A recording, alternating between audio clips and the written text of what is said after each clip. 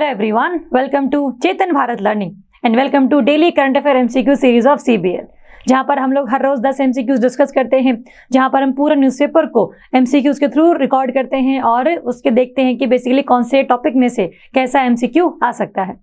तो आज भी हम करेंगे MCQs ऑफ 13 दिसंबर 2022। आज की डेट के सारे MCQs हम करेंगे, जिससे हमारे जो टॉपिक्स होंगे वो सारे कवर हो जाएंगे। तो देखते हैं, फर्स्ट क्वेश्चन है हमारा, consider the following statements regarding private members bill. देखो, अब विंटर सेशन चल रहा है पार्लियामेंट का, तो बहुत सारे बिल्स आ रहे हैं, जिसमें से एक बिल ये भी है जो कि प्राइवेट मेंबर्स के द्वारा मतलब ड्राफ्ट किया जाता है और पार्लियामेंट में पेश किया जाता है। प्राइवेट मेंबर बिल बेसिकली क्या है? प्राइवेट मेंबर वो होते हैं who are not the ministers. उसके अलावा बाकी जो सारे MPs हैं पार्लियामेंट में, दे आर प्राइवेट मेंबर्स। अगर वो कोई बिल लेकर आते, that means it is the private member bill. और ये प्राइवेट मेंबर बिल न्यूज़ में इसलिए है क्योंकि इलेक्शन कमीशन की जो फंक्शनिंग है, उसके जो पावर्स हैं, उनको बढ़ाने के लिए प्राइवेट मेंबर बिल एक लेकर आया गया है by the Congress MP Manish Tiwari. तो इसलिए काफी न्यूज़ में था ये। अगर मैं इस बिल की बात करूँ तो इस बिल में बेसिकली क्या बोला गया है कि जो हमारे चीफ इलेक्शन कमिश्नर हैं, उनको अपॉइंट करने की जो प्रोसीजर है वो हमें चेंज करनी चाहिए। It should be by a committee, जिस कमेटी में होने चाहिए आपके prime minister, leader of opposition of Lok Sabha और आपके CJI, chief justice of India. ये 3 मेंबर्स की सिलेक्शन कमेटी हो, जिसको CEC को इलेक्ट करना हो, अपॉइंट करना हो और अल्टीमेटली प्रेसिडेंट उसको पास कर देगा। तो that should be the case कि प्रोसीजर ऐसा होना चाहिए चीफ इलेक्शन कमिश्नर को अपॉइंट करने के लिए, और साथ में इसको और एक्स्ट्रा पावर दी जाए इलेक्शन कमीशन को एज सच कि जो भी इंटरनल इलेक्शंस हैं of any party, of any political party, उसको भी रेगुलेट कर सके, मॉनिटर कर सके। और अगर कोई भी उसमें मतलब इस तरीके से चल रही है चीज़ें कि बहुत अनडेमोक्रेटिक है, तो उसको हम थोड़ा सा दूर कर सके। तो इलेक्शन कमीशन की powers, so that internal democracy could be maintained within the political parties and इसका प्रोसीजर ऑफ अपॉइंटिंग, इन सबको बेसिकली चेंज करने के लिए ये जो बिल है वो लेकर आया गया है। अब इसके रिगार्डिंग क्वेश्चन कैसे बन सकता है? स्टैटिक भी बन सकता है, करंट वाला हमने डिस्कस किया वो भी बन सकता था। अगर ऑप्शन 1 देखें हम, it's introduction is in the house requires 1 month notice, कि अगर आपने किसी भी हाउस में उसको इंट्रोड्यूस करना है, राज्यसभा या लोकसभा, तो आपको कम से कम 1 महीने का नोटिस देना होगा। तो this statement is true. Second, it can be introduced and discussed only on Fridays. ये बात भी सही है कि सिर्फ फ्राइडे ही हम लोगों ने दिन रखा है जहां पर हम इस प्राइवेट मेंबर बिल को डिस्कस कर सकते हैं, इंट्रोड्यूस कर सकते हैं। Third, the last time A private member bill was passed by both houses was in 1970। तब से लेकर अब तक अराउंड 50 years बीत चुके हैं, अभी तक कोई भी जो बिल है प्राइवेट मेंबर का वो पास नहीं हुआ है। तो नॉर्मली यही होता है कि जो अपोजिशन पार्टी के मेंबर्स हैं वो प्राइवेट मेंबर लेकर आते हैं बिल को, लेकिन क्योंकि पार्टी की इतनी स्ट्रेंथ नहीं होती है लोकसभा राज्यसभा में, तो ये पास नहीं हो पाता। तो इसीलिए इनके चांसेस पास होने थोड़े से कम होते हैं, और बस ये एक तरीके से जो हाउस का एक अटेंशन है उस चीज़ पर फोकस करने के लिए इसको इंट्रोड्यूस किया जाता है। तो ध्यान रखेंगे प्राइवेट मेंबर बिल क्या होता है, who are the private members, election commission के रिगार्डिंग प्राइवेट मेंबर बिल जो है वो क्या कहता है, 1 month का नोटिस है, ओनली ऑन फ्राइडेज है, और yes, last time it was 1970 जब कोई बिल पास किया गया था which was presented by private member. पूछा क्या है हम लोगों से इस क्वेश्चन में, चूज दी करेक्ट स्टेटमेंट। तो जब तीनों ही सही है तो आंसर क्या रहेगा आपका, D all of the above. तो ये इंपॉर्टेंट है, ऐसे क्वेश्चन बहुत इजीली आ सकते हैं, आए भी हुए हैं पिछले प्रीलिम्स में, तो इस तरीके से हम इनको याद रखेंगे। चलिए नेक्स्ट हम बात करेंगे, consider the following statements regarding E2025 initiative. ये न्यूज़ में इसलिए है क्योंकि अभी WHO की तरफ से वर्ल्ड मलेरिया रिपोर्ट निकाली गई है, जिसमें ये बताया गया है कि बहुत सारे जो कंट्रीज हैं which are developing in nature, उन पर मलेरिया का जो बर्डन है वो काफ़ी ज़्यादा है और जो डेथ रेट है वो भी बहुत ज़्यादा है। तो उसी के कंटेक्स्ट में ये एक इनिशिएटिव लॉन्च किया गया था by WHO in previous months. तो उसके बारे में क्वेश्चन काफ़ी हम लोगों ने अब डिस्कस किया है और बनाया है। फर्स्ट ऑप्शन है, it is the initiative of world health organization. तो ठीक बात है, E25। इसमें क्या है ना, बेसिकली 25 कंट्रीज हम लोगों ने फाइंड आउट करी हैं जिनके पास बहुत ज़्यादा पोटेंशियल है कि वो मलेरिया को अपने यहाँ से रेडिकेट कर सकते हैं। तो 2025 तक जो 25 कंट्रीज हैं, they will eliminate the disease malaria from there countries. तो ये बेसिकली इसका एजेंडा है। सेकेंड ऑप्शन कहता है it is the group of 25 countries with the potential to eradicate tuberculosis by 2025। हम जब बात ही मलेरिया की कर रहे हैं सारे टाइम में, तो ट्यूबरकुलोसिस का तो नाम ही कहीं नहीं आता, तो malaria is the term which should be here. तो ट्यूबरकुलोसिस नहीं है, 2025 तक टीबी हमें खत्म करना है, बट वो इंडिया में खत्म करना है, इरेडिकेट करना है। पूरे वर्ल्ड की हम लोगों ने अभी कोई बात नहीं की है। तो E2025 है रिगार्डिंग मलेरिया की डिजीज को खत्म करने के रिगार्डिंग, इरेडिकेट करने के रिगार्डिंग। तो दिस ऑप्शन इज रॉन्ग, ये सही है। पूछा क्या है हम लोगों से, करेक्ट स्टेटमेंट ना, तो only one, A only is the correct answer. तो ध्यान रखेंगे, करेक्ट पूछा है कि इनकरेक्ट पूछा है, अदरवाइज चीजें आते हुए भी गलत हमारी हो जाएंगी। बार बार बार बार मैं हर क्वेश्चन में आपको बताती रहती हूँ ये चीज, ताकि सिली मिस्टेक्स बाय सिलीनेस भी ना हो जाए। चलिए नेक्स्ट हम बात करेंगे, consider the following statements regarding lander M1।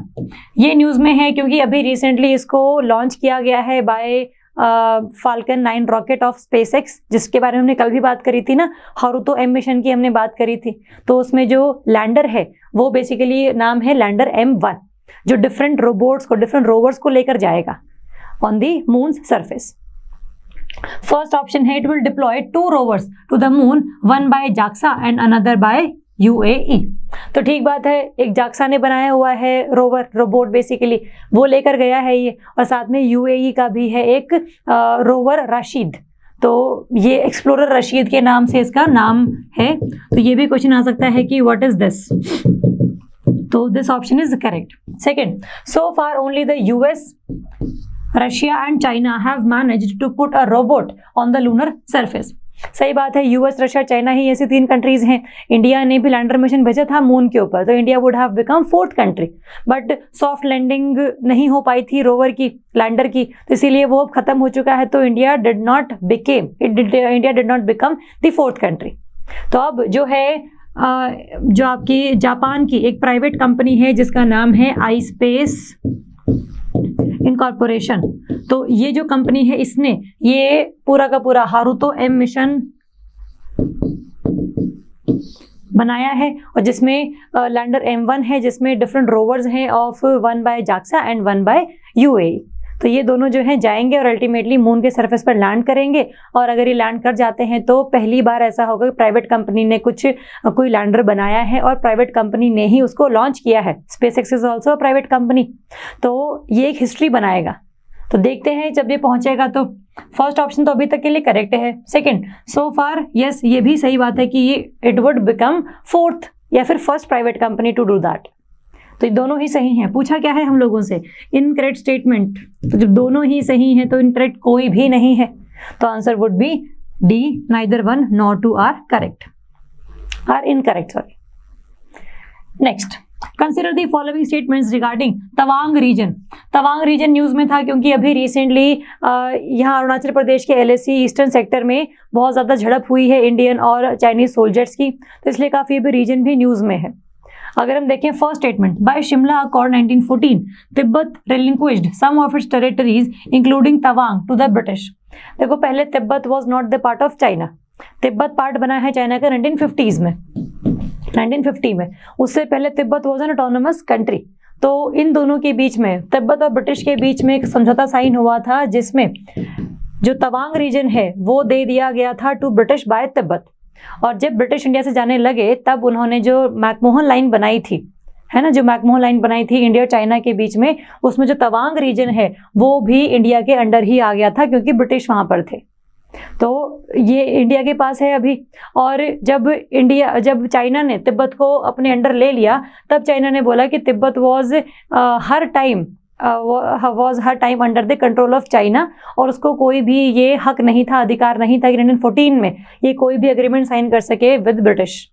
तो इसीलिए हम इस अग्रीमेंट को नहीं मानते, इस अकॉर्ड को नहीं मानते। And Tawang generally should belong to China because of its cultural, natural और जोग्राफिकल एस्पेक्ट्स। तो ऐसा मानना है चाइना का। बट 1914 में जो तवांग रीजन है ये तिब्बत गवर्नमेंट के द्वारा ब्रिटिश को दे दिया गया था। ब्रिटिश ने फिर बाद में मैकमोहन लाइन में इसको इंडिया के अंडर ही रख दिया।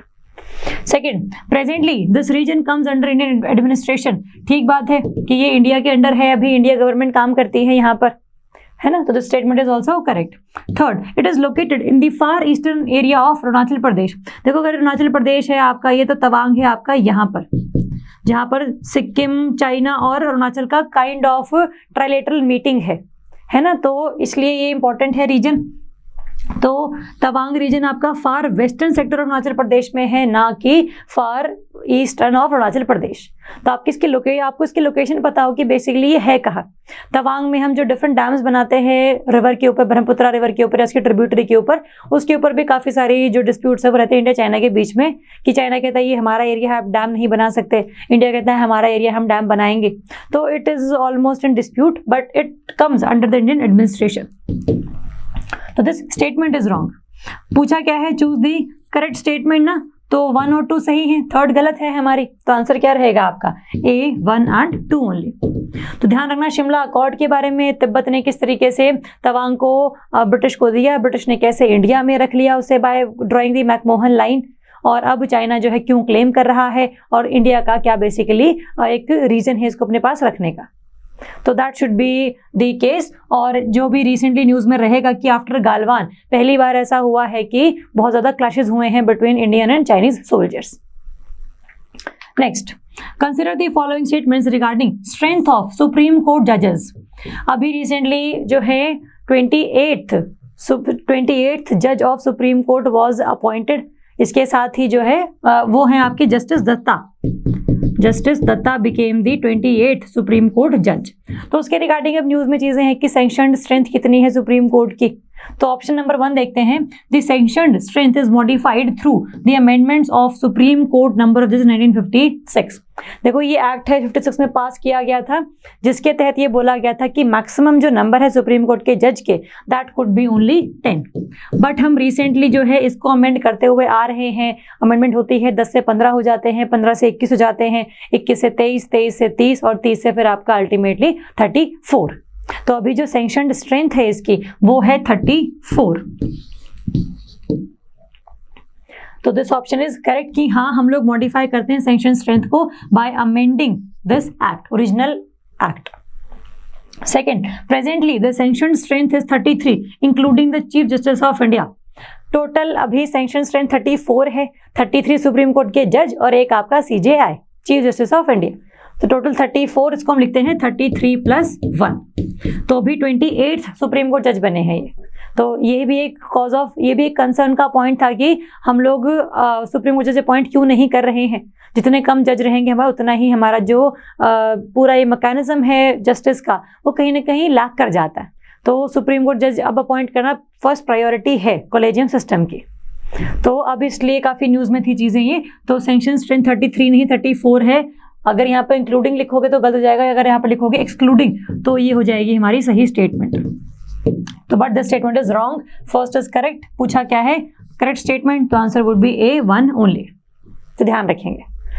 Next, consider the following statements regarding stiff person syndrome. अभी रिसेंटली जो सिंगर है डियोन, इनका पूरा नाम एक बार देख लेंगे हम लोग, सेलाइन डियोन है आई थिंक। तो इनको अभी रिसेंटली स्टिफ पर्सन सिंड्रोम से डिटेक्ट हुआ है इनको, तो जिससे काफ़ी ज़्यादा न्यूज़ में थी ये डिजीज़। तो उसके बारे में देख लेते हैं। First, it is a syndrome of fluctuating but progressive muscle stiffness and spasm. जो आपका मसल है पूरी बॉडी में, उस पर कंट्रोल जो है आपका वो इतना नहीं रहता है, मसल्स एकदम से स्टिफ हो जाती हैं। और इसके स्टिफ होने के जो रीजंस हैं, that could be stress, that could be touch, that could be emotional stress. तो वो सब चीज़ें जो है इसके कॉज हो सकते हैं, but absolutely we don't know what are the basic causes of this syndrome. बहुत ही रेयर डिजीज है ये, जो कि नॉर्मली हम लोग फेस नहीं करते हैं। 1 in million में होती है ये पूरी डिजीज किसी को भी, तो इसलिए rarest of the rare disease में आती है ये। But yes, this is correct statement. Second, it is commonly seen in women of age 30 to 50 years। तो कॉमनली सीन तो बिल्कुल भी नहीं है, it is very rare disease. तो 10 लाख में से अगर किसी एक पर्सन को ये हो रही है तो it means it is a rarest of the rare disease. तो कॉमनली नहीं, इसलिए ये क्वेश्चन आपका स्टेटमेंट आपका गलत है। और पूछा क्या है हम लोगों से इनकरेक्ट स्टेटमेंट। तो जब 1 तो सही है, सेकंड गलत है, तो आंसर क्या रहेगा हमारा B, 2 ओनली। तो कोई भी डिजीज अगर न्यूज़ में रहती है, चाहे किसी को भी हो, अगर वो कोई बहुत फेमस पर्सनालिटी है, तो उसके रिगार्डिंग जो उसकी स्टैटिक पोर्शन है वो हम कर लेंगे। तो एक तो ये चीज़ ध्यान रखेंगे। चलिए, अब इसके अगर ट्रीटमेंट की बात करें तो ट्रीटमेंट जो है बेसिकली बहुत ज़्यादा इसका अवेलेबल नहीं है, बिकॉज बहुत ज़्यादा लोगों को डिजीज़ नहीं है। तो बस इसके जो सिम्टम्स है उसको हम कंट्रोल करके रख सकते हैं, इसको हम ख़त्म नहीं कर सकते। तो इसीलिए अब ट्रीटमेंट के लिए जो रिसर्च वगैरह है वो होगी। अगर बहुत लोग इसके मतलब अगर शिकार हो जाते हैं तो फिर हम इसके ऊपर काम करते हैं, अदरवाइज बहुत ज़्यादा प्रॉफिट या फिर किसी कंपनी को नहीं होता तो डिफरेंट कंपनीज इसके ऊपर काम नहीं करती हैं। तो इसीलिए इसका ट्रीटमेंट जो है पूरा वो अभी तक अवेलेबल नहीं है। तो ध्यान रखेंगे इस बात का, कॉज पता लग गया, ये न्यूज़ में क्यों था ये पता लग गया, ट्रीटमेंट क्या है ये पता लग गया। बस हमें सिम्टम्स को थोड़ा सा मॉडरेट पर लेकर आना है ताकि एकदम से चीज़ें जो है आपके मतलब कंट्रोल से बाहर ना चली जाए। चलिए, नेक्स्ट क्वेश्चन है, consider the following statements regarding flex fuel vehicles FFVs। देखो, फ्लेक्स फ्यूल व्हीकल्स होते हैं जहां पर हम लोग एक कॉम्बिनेशन ऑफ फ्यूल को यूज़ कर सकते हैं। अगर आपकी गाड़ी में पेट्रोल डलता है तो पेट्रोल के साथ दूसरा जो फ्यूल है वो भी आप यूज़ कर सकते हैं। You have the choice of using one of the fuels. एक हो सकता है प्रॉपर आपका पेट्रोल, एक हो सकता है आपका इथेनॉल, या फिर एक हो सकता है आपका इथेनॉल प्लस पेट्रोल। तो मतलब दैट डिपेंड्स कि पेट्रोल पूरा और इथेनॉल प्लस पेट्रोल की ब्लेंडिंग। तो दैट डिपेंड्स कि आप ब्लेंडेड वाला यूज कर रहे हैं या फिर ये वाला यूज कर रहे हैं। तो that makes your vehicle flex fuel. Flexible fuel से बेसिकली फ्लेक्स वर्ड आया है। तो ऑप्शन नंबर 1 क्या है इसके बारे में, they have the engines that can run on flexible fuel, a combination of petrol and ethanol. या तो सिंपल पेट्रोल या इथेनॉल, या फिर पेट्रोल और पेट्रोल प्लस इथेनॉल का ये कॉम्बिनेशन जो है यूज हो सकता है। आप इस वाले मोड में भी गाड़ी चला सकते हैं, इस वाले मोड में भी गाड़ी चला सकते हैं। इसको चलाने का फायदा ये है कि इथेनॉल हम लोगों ने ब्लेंड कर दिया तो फिर कम अमाउंट ऑफ एमिशन होता है यहाँ पर, which can prevent the pollution level by the vehicles. तो ethanol is a biofuel, it is a clean fuel, ये ज़्यादा एमिशंस कॉज नहीं करता है। तो इसीलिए हम धीरे धीरे चाहते हैं कि हम लोग पहले 5% इथेनॉल को ब्लेंड करें पेट्रोल में, फिर 10% करें, फिर 20% करें। तो हमारी नेशनल पॉलिसी ऑफ बायोफ्यूल भी यही कहती है कि हम लोग 2025 तक आते आते कम से कम 20% जो इथेनॉल है that should be blended with the petrol. तो पहले 2030 था ही टारगेट हमारा, बट इसको हम लोगों ने 5 साल आगे कर दिया और 20% को हमें 2025 तक ही ब्लेंड करना है, and we will make it mandatory for all the engines. तो इंपॉर्टेंट है ये, तो ध्यान रखेंगे। नेशनल पॉलिसी ऑन बायोफ्यूल्स में ये लिखा है जो 2018 में हम लोगों ने लेकर आई थी। इसके अमेंडमेंट्स के थ्रू हम लोगों ने ये नया रेगुलेशन निकाला है। तो first statement is correct. Second, Toyota recently displayed a prototype of mass segment flex fuel car which meets BS6 regulations. अभी रिसेंटली प्रोटोटाइप लॉन्च किया गया है, but that is not by Toyota, that is by Maruti Suzuki India. तो इसीलिए ये news में था, but पूरी स्टेटमेंट सही है, बट जो कंपनी का नाम है वो हम लोगों ने गलत लिख दिया। तो पता होना चाहिए कौन सी कंपनी क्या कर रही है और इसके क्या सिग्निफिकेंस है। फ्लेक्सिबल फ्यूल कार्स अगर आएंगी और वो BS6 के रेगुलेशंस को मीट करती हैं तो that would be very very easy for everyone to reduce the emissions. चलिए, बात पूछा क्या है हम लोगों से, इनकरेक्ट स्टेटमेंट। तो फर्स्ट तो सही है, सेकंड गलत है। तो पूछा है इनकरेक्ट, तो आंसर रहेगा आपका B2 ओनली, क्योंकि इनकरेक्ट आपसे पूछा गया है। तो फ्लेक्सिबल फ्यूल्स क्या होते हैं, न्यूज में क्यों है, नेशनल पॉलिसी ऑन बायोफ्यूल क्या कहती है, टारगेट क्या है हमारा, इन चीजों पर हम ध्यान रखेंगे।